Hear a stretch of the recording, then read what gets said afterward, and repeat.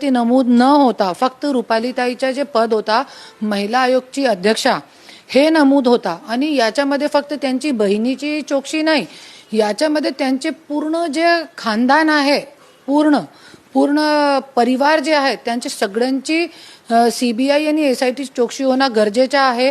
क्योंकि असे भंगार लोकांना, असे बलात्कारी लोकांना पाठबळ देणारे हे राजकारणी लोकही असतात आणि हे राजकारणी लोकांना ज्या वेळे गरज पडते तो हे लोकांचा जे मोप असतात, जे धार्मिक पद्धतीने लोक महाराज मानताय, काय काय मानताय, एक इमोशनली अटॅचमेंट असतोय, तो ज्या वेळे हे लोकांना गरज पडते त्यावेळे हे सगळे साधू संत जे असतात, जे बाबा बाबा हे सगळे लोक मतदानाच्या वेळे हे असे राजकारणी लोकांना सपोर्ट करून त्यांना पाठबळ देत आहे. त्याच्यासाठी या गोष्टीची सखोल चौकशी होणं खूपच गरजेचं आहे.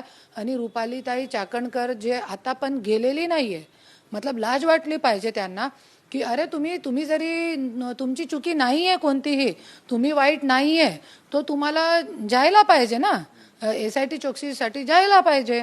आणि तुमचे मी तो एकच सांगणार आहे की रुपालीताईचे पूर्ण परिवारांची चौकशी करा.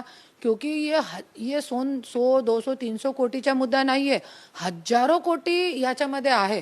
हजारो कोटीची प्रॉपर्टी जी आहे खरातकडे आणि त्यांचे जे आवड जवळ जसे रुपाली चाकण सारखे और आणखीन खूप लोक असतील, हो सकता मंत्रिमंडळ मध्ये पण आहे.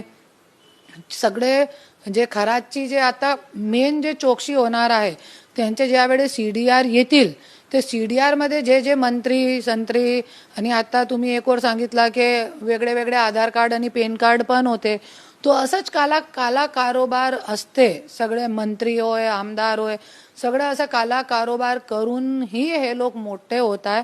आणि रुपालीताई चाकणकरना लवकरच लवकर, हे सरकारची जिम्मेदारी आहे आणि त्यांच्या पक्षाची जिम्मेदारी आहे. आणि मी तो हे पण बोलणार की पक्षाचा पण राजीनामा घ्या, क्योंकि पक्षामध्ये राहणे लायक पण रुपालीताई नाहीच आहे. क्योंकि जरी आज रुपालीताईने काहीच काम केले नाही आणि मी लिस्ट काढलेली आहे, अनेक मंत्र्यांच्या तुमच्याकडे लिस्ट आहे, कशा प्रकारच्या लिस्ट आहे आणि काय मागणी असणार आहे तुमच्या याच्यामध्ये ये मी लिस्ट काढलेली आहे. जे महिला रुपालीताई चाकणकर गेली होती तेच महिला माझ्याकडे पण आली आहे. आणि आज रुपालीताईला लाज वाटली पाहिजे, देवा कधीही माफ करणार नाही. क्योंकि आज ज्या वेळे मी पण गेली होती त्यांच्याकडे न्याय मागण्यासाठी, जरी माझ्या नवऱ्याला एक कॉल केला असता तो आज माझा नवरा जे आहे ना घरामध्ये असता आणि माझे बच्चे मैं विधवा जैसी नहीं घूम रही होती, मेरे बच्चे अनाथ जैसे नहीं घूम रहे होते. और आज आप देखिए रुपालीताईने आपल्या पदाचा गैरवापर केला आणि गणेश नाईक दीपा चौहानचा मुद्दा, त्यांची कंप्लेंट त्यांच्याकडे गेली, न्याय नाही दिला, मी न्याय दिला त्याच्यामध्ये. आणि दीपक सोलंके पाटील, प्रीती दीपक सोलंके हे नावाची मुलगी, त्यांनी पण कंप्लेंट दिली, नाही मिळाला न्याय, माझ्याकडे आली, त्यांना न्याय मिळाला. संजय राठोर, पूजा चौहान, धनंजय मुंडे, रेणू शर्मा, धनंजय मुंडे, करुणा मुंडे, धनंजय मुंडे अपना परली की जो है ज्ञानेश्वरी ताई मुंडे, न्याय नहीं मिला उनको.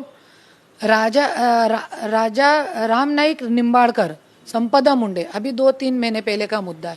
राम नाईक निंबाड़कर का मुद्दा था, संपदा मुंडे ने महिला आयोग में कंप्लेंट दी थी, कुछ भी नहीं हुआ, वो उसकी जान गई, उसको मार के लटका दिया, पर उसको न्याय नहीं मिला. अनंत गर्जे, पंकजा मुंडे का पीए, उसकी जो गौरी गर्जे थी उसको तिचा मर्डर करून आणि तिला फाशीवरती केला.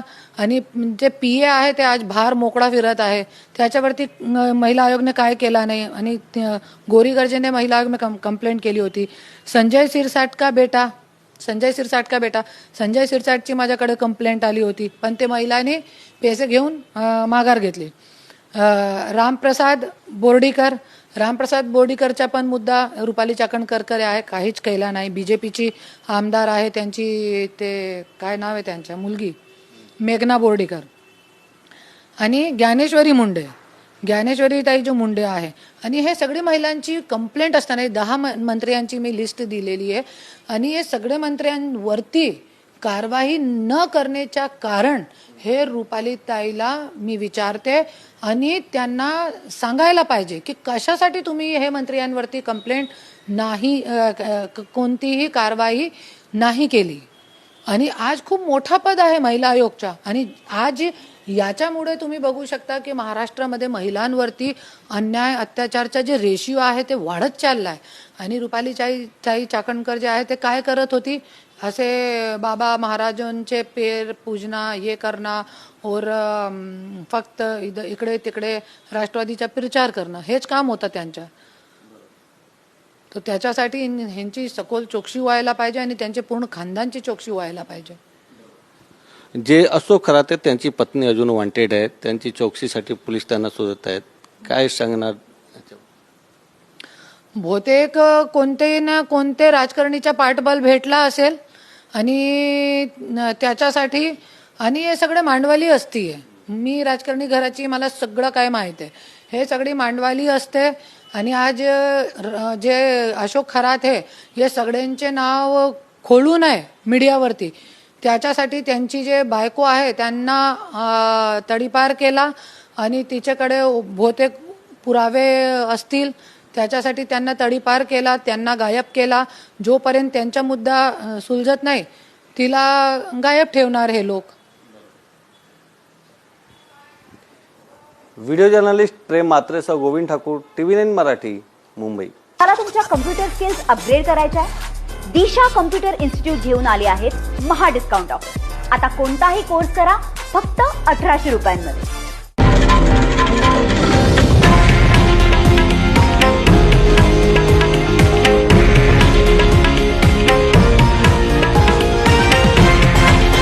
हे आहे देशातील नंबर 1 न्यूज नेटवर्क आणि आपण पाहत आहात TV9 मराठी, एकमेव.